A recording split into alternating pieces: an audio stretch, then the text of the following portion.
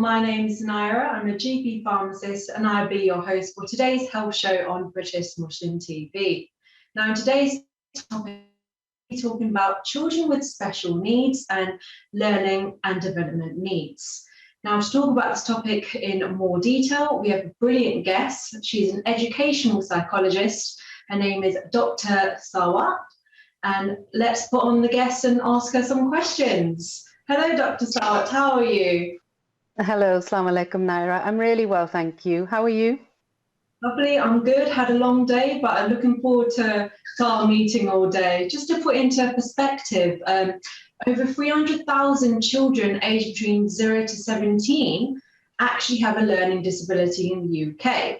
I'm so happy that you are on the call to answer some of our questions we have. Before we go into further questioning, can you give an insight into our viewers on your role and what you do? Okay, so an educational psychologist, most people don't really know what that role involves. So just give a brief overview that we work with young people who are aged between 0 and 25 and that have special educational needs or disability. And what we tend to do is assess them, and then we try and understand what their needs are, and then we support the families or the teachers or parents or the child themselves about how to make progress in life. And then we also do training for head teachers and teachers, as well as working with universities to try and research and develop special needs. That's in a nutshell. Great. And what are the different types of special needs you come across on a day-to-day basis, working with children? There are 4 main ones that we come across, and they are cognition and learning. So any children that find learning difficulty, have learning difficulties, they can't retain it, they can't understand it, they can't recall it. So there's all sorts of different issues with cognition and learning. Then there may be some who have communication and interaction needs, and that's to do with speech and language. And then there's physical and sensory. So those young people that you might see with physical disabilities in terms of hearing, vision, maybe wheelchair bound and various other physical conditions. And then the 4th one is social, emotional, mental health needs, which are quite common at the moment. They're sort of in the media quite a lot as well. So anything to do with emotional needs. What are the signs and symptoms you look out for with a child with suspected social, emotional, mental health needs? This is a really interesting question. What the sort of understanding around social, emotional and mental health needs has changed quite drastically over the last, I'd say, 15 to 20 years, because it used to be called behavioural problems. We would say, oh, that child has real behaviour difficulties, and we would tend to think that the young person is the one with the issue. But now that we learn more and more about emotional needs, we're beginning to see that it's environmental factors as well that have an impact. So we have to look at that rather than just the child. And you said what would be look for, signs and symptoms. It's if a child is finding it difficult to make or maintain friendships, they are falling out with people, or that they are having difficulty attending lessons, they are frustrated, they're acting out, maybe they're throwing things. You've seen that in some TV programs where the young person is really frustrated, they can't regulate their emotions. Sometimes it could be low self-esteem or low mood. Sometimes it could be that they're just really upset and angry, or you see some changes in personality. But what we must remember is that that's outward presentation of social, emotional, mental health needs. Sometimes some children and young people will become withdrawn, so they kind of keep it to themselves and don't express it. You might never see it. It's all internal, internalized. So we have to look out for those as well. Lovely. And these kind of signs and symptoms can happen to any child? Is there a specific age range we look for when we kind of diagnose a child as having, these SEMCO behavioural needs at all? I would say that toddlers and preschool children, we tend to kind of just monitor those children. We don't say, oh, they've got social, emotional, mental health needs, or they need a psychologist or psychiatrist for these kind of issues. Because you've heard of toddler tantrums and you've heard of the terrible twos, those kind of things. It's all developmental. And if a child is still displaying those kind of behaviors by the time they get into school, they're sort of 5 to 6 years of age, and there's nothing in the environment at school, there's no bullying going on, the teachers are really doing what they can to support the young person, and the young person is still experiencing those kind of frustrations, acting out, not what we call behaving well, then I think it's a good time for parents to kind of talk to the special needs coordinator at school and ask them for advice and work with them to try and support their child to make progress emotionally. So I would say 5 to 6, we would be looking at children. But then at other times, I come across 15, 16-year-olds. Just this week, I was working with a 17-year-old that had managed and managed and managed, and then suddenly something happens, something big happens in their life. It can be anything. They need support. So it's hard to pinpoint an age. It just depends on what's happening in that young person's life. Great answer. Yeah, so about age range 5 to 6, we're looking at the start of social, emotional and needs symptoms starting to show. I know there's probably loads of different causes out there, a lot of studies looking at what causes the development of these signs and symptoms in children. Have there been any kind of links or genetic links or scientific causes that some studies have shown or revealed why these behaviours could be seen in 5 to 6 year olds? Yeah, it's a really good question. So there's a wonderful diagram that anybody can access online about risk and protective factors, and it's by NHS England. So if you just type in risk and protective factors, it will come up with under the NHS England sort of website, and it talks about some of those factors that you just alluded to, Nyrah, that it can be a genetic issue. So it can be a biological thing that a young person may have emotional needs. But on the whole, as educational psychologists, we tend to see a lot of environmental issues, such as low self-esteem, family disharmony, maybe a breakup of family. So these are what we call risk factors. What I'm saying is that these can have an impact. I'm not saying that they do have an impact, because there will be some families that do have a breakup and it doesn't lead to social, emotional, mental health needs. But these are just risk factors that, if combined with one or two others, they could lead to emotional needs. Some other things that are listed on there are parents with mental illness or parents who have some substance abuse. There could be abuse towards a child, whether it's physical, sexual, neglect, or emotional abuse. Just a simple one event in a life can also become an emotional, can cause emotional needs, and that could be a death of a loved one, somebody that's really close to you. Bullying, that's bullying, peer pressure, socio-economic background, and simple, significant life events in a child's life can really have an impact on them as well. Yeah, so generally it could be like a combination of factors that can influence the signs and symptoms of SEMCO behaviours being shown in children from a young age. But thank you. Such a good start towards our show. We will be having a break very soon, where we'll be talking to Dr. Sarwat a bit more in depth about ADHD, signs of autism to look out for, and also development delays in children.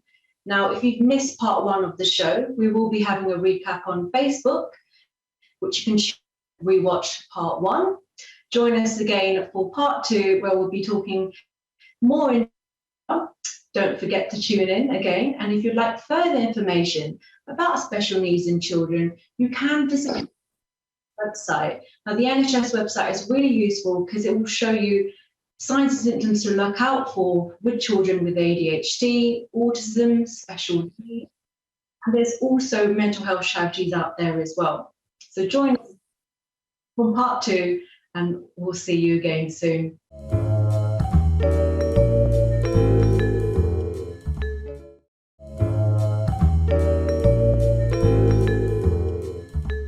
Welcome back to the show. My name's Nyrah. I'm a GP pharmacist and I'll be your host for today's health show. Now, in part 1, we actually interviewed Dr. Sarwat, an educational psychologist, and we discussed learning and development needs in young children and talked about STEM behaviours and what to look out for when it comes to special needs. Now, in part 2, we'll be reintroducing her. We're asking her more questions about ADHD, autism. So can we have Dr. Sarwat back on live? Lovely. Hi, Dr. Sarwat. Hello. Us again. I was actually reading a report before the show, and it said 2.5% of children in the UK actually have a development need at school. Can you talk to us a bit more about development delays and what this actually means? Yes, of course. These are really good questions because I'm sure there's parents at home who are thinking, does my child have a developmental delay or is it just normal? Because there's such a wide spectrum of needs, and whether you get an educational psychologist involved or not is really dependent on how significant their developmental delay is. So developmental delay refers to a child who's not gained the developmental skills expected compared to children of the same age. And these can include things like motor functions, it can include speech and language, it can include learning difficulties, and it can include play and social skills as well. That can be considered a delay if the children don't meet those milestones that the school education system kind of has laid out for different age groups. And with development delays, is there a specific age range we're looking at also, similar to your normal SEMCO behaviours in children?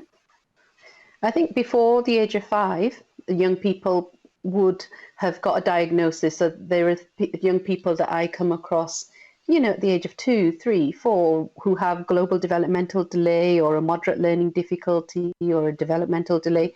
Different local authorities, Nyrah, have different sort of terminology, but it means the same sort of thing, that it's a developmental delay.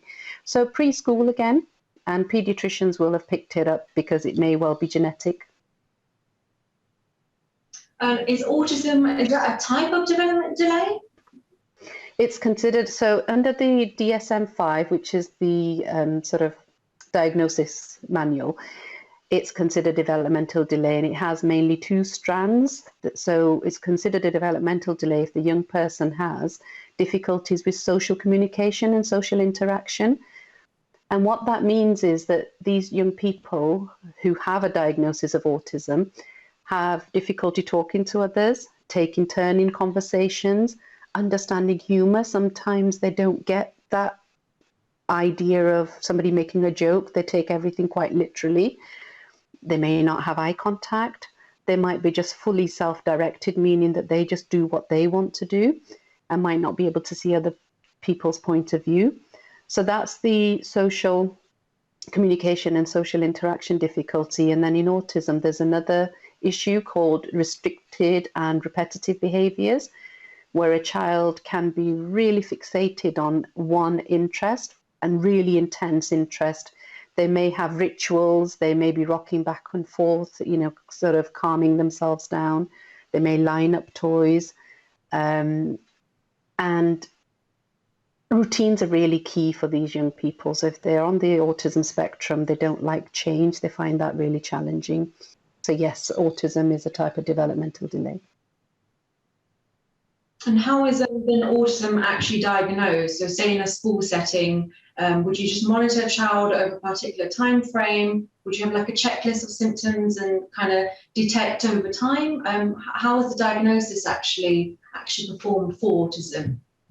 Yeah, again, really good question. And a lot of families will be asking their teachers or people that they know, do you think my child has autism? Because it's really prevalent at the moment. And what I feel is that we're getting better at recognizing the signs and symptoms of autism, and we're getting better at diagnosing earlier so that we can put things into place for young people with autism. So that naturally makes some parents quite anxious that, has my child got it? they're not making eye contact, or they don't understand sense of humor and that kind of thing. So the best thing to do is to talk to health visitors or GPs, talk to the special needs coordinator at the school, because these professionals deal with this day in, day out, so they may be able to sort of guide you and say, actually, we've noticed that too. And the path is a referral via the GP to CAMS, the Children and Adolescent Mental Health Services in the local authority. And they have assessment teams, which include clinical psychologists, pediatricians, who then gather information from the family, gather information from the school, and then they will observe the young person, as well as talking and assessing the young person, and then a diagnosis is given or not given.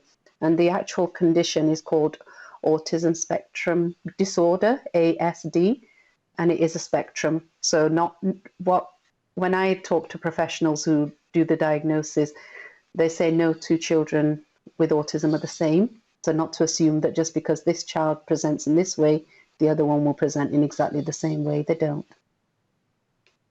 Interesting, very informative as well. Thank you for that. And in terms of the treatments, are there any treatments for autism at the moment? Can you get prescription medicines or anything over the counter to help you with autism? Is there any research, up-to-date research on the treatments for autism, actually? Yeah, there isn't any cure as such, if that's what we're talking about for autism. But there are lots of things that can be put into place to meet the needs of the young people who are diagnosed with autism. And even if they're not diagnosed, I always say it doesn't matter to me as an educational psychologist whether the child has a condition or not. It's about making sure that their needs are met. So there's no cure, but lots of support from occupational therapy, speech and language therapy teams. Some cognitive behavior therapy can be done. There can be support for school and parents and children from educational psychologists or autism teams from local authorities. And Nyrah, I just wanted to go back, on my previous question and say that that's the traditional route to get a diagnosis is through CAMS, but some families do go down the private route as well, which can be quite costly, but it is an option available. Brilliant. And then what can families actually do to support young children living with autism? I think it can affect their daily lives, it can affect their school, their relationships. What advice can you give to families out there living with a young child with autism? Really good question. First of all, don't panic and be hopeful, because we work with young people who are in their 20s who have got autism, and they've got jobs, they've got friendships, they're living independently. So it can happen. It doesn't mean that they will always be reliant on parents or families, but basically follow the advice of any professionals that are involved with your child. So whatever they recommend, do that at home, and hopefully at school it'll happen as well. So consistency is really key. Whatever's happening at home is happening at school, and you work together. And network with other families, either face-to-face or online, because learning from other people who have been through similar things is really, really useful. And go to websites such as autism.org.uk. Make sure, these are just simple things, like make sure routines and structures are in place. Make sure that you give some sensory breaks. That means, maybe go and run around for a little while, or go and do a sensory activity after 10, 15 minutes. Get things like little trampolines in the house to burn off some of that energy. And if you're eligible, you can apply for disability living allowance as well to help you get the things that you need for this young person. Oh, brilliant answer. And just following on from development delays in children, I think everyone's actually heard of the term ADHD.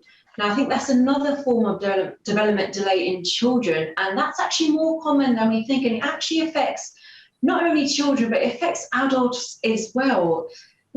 What are the signs and symptoms of ADHD? What is ADHD, in fact? Yes, attention deficit hyperactivity disorder. So, excuse me. You may notice children at school or at college or university that have real difficulties with attention, focus, impulsivity. So anything to do with attention, hyperactivity, impulsivity, they're always fidgeting. They find it really hard to sit still for longer than a few seconds. And even though you want them to focus on a particular thing, they find it really hard. It's not that they're being what we might call naughty in the back, in the olden days. It's just that they can't physically manage it. And so young people are diagnosed with ADHD, again, similarly to autism, that it is through the GP CAMS referral route. But again, some families will go down the private route. And do you feel as if there's any stigmatism against children with special needs, ADHD and autism? It's a topic not really spoken much of. So it'd be great to hear your opinion on, do you think there is a stigmatism about children with autism? There's a massive stigma, Nyrah, about children with special needs. So my doctoral research was all around special needs and parental views. And it's parents that are from an ethnic minority background, so Muslim parents and other minorities as well. And they're so worried that they don't often share the diagnosis that their child has a special need. And I think some of the things are to do with shame, fear of shame, the family being labelled as, oh, they're that family that have that issue. And one family said to me, it's about rishte in the future, trying to find a marriage partner for your child is really difficult. And some people blame bad parenting, so they're a bit shameful about that. Yeah. Oh, thank you so much, Dr. Sarwat. You gave us such a good, informative discussion today, and don't forget to follow us on Facebook.